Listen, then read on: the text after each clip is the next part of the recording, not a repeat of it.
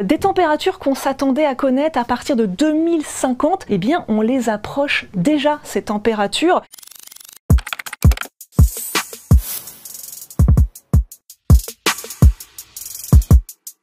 Il faut différencier le pic de chaleur 1 à 2 jours, la vague de chaleur à partir de 3 jours de chaleur sur un département ou une région avec des températures qui sont souvent supérieures aux moyennes de plus de 3 degrés et la canicule. En gros, c'est un épisode de chaleur qui dure aussi plus de 3 jours avec des températures très élevées, de jour mais aussi de nuit.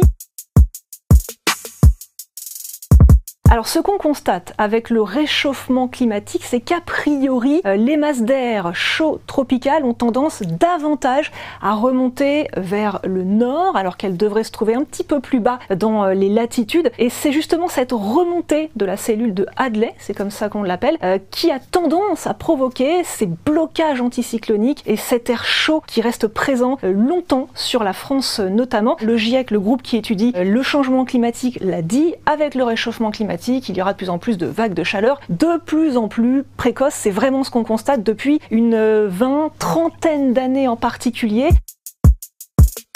C'est inquiétant évidemment pour le futur puisqu'on constate que les effets du réchauffement climatique sont déjà là. Il faut savoir que des températures qu'on s'attendait à connaître à partir de 2050, eh bien on les approche déjà. Des conséquences déjà évidemment sur la santé, on se rappelle des milliers de morts lors de la canicule de 2003, ça avait coûté également des milliards d'euros à l'État. Ensuite, conséquences sur l'agriculture, on est déjà dans un état de sécheresse extrême sur une grande partie de l'Europe et sur le sud-est de la France en particulier, donc forcément ça va aggraver cette sécheresse extrême, donc ça va avoir des conséquences sur l'agriculture, sur les prix, le coût évidemment des denrées alimentaires, et puis une conséquence à laquelle on ne pense pas souvent, c'est la conséquence sur tout ce qui est électricité, parce qu'en fait le niveau des cours d'eau, des fleuves est assez bas, du coup l'énergie hydroélectrique a beaucoup de mal à fonctionner et donc eh bien, ça risque encore plus d'augmenter le coût de l'énergie. La caractéristique de cette canicule en Inde, c'est qu'elle a duré 2 mois, c'est ça qui est vraiment remarquable, plus encore que le niveau des températures.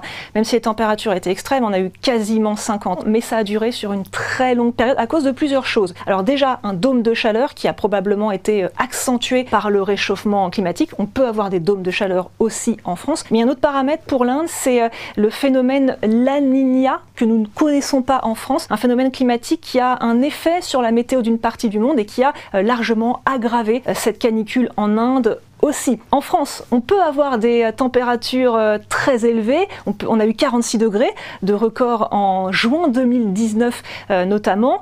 En Inde, on a eu 47-49. On n'est pas si loin quand même des températures qu'on peut avoir en Inde. La différence, c'est qu'en Inde, on a eu ça de manière généralisée et pendant 2 mois quasiment. Donc en France, on a juste eu un pic très élevé. C'est différent. Mais c'est vrai que 50 degrés en France, eh bien, ça ne paraît plus si improbable. Alors pas tout de suite du tout, pas avant quelques années, mais au rythme où le réchauffement s'accélère, dans le futur, on pourra probablement envisager des pics à 50 degrés en France.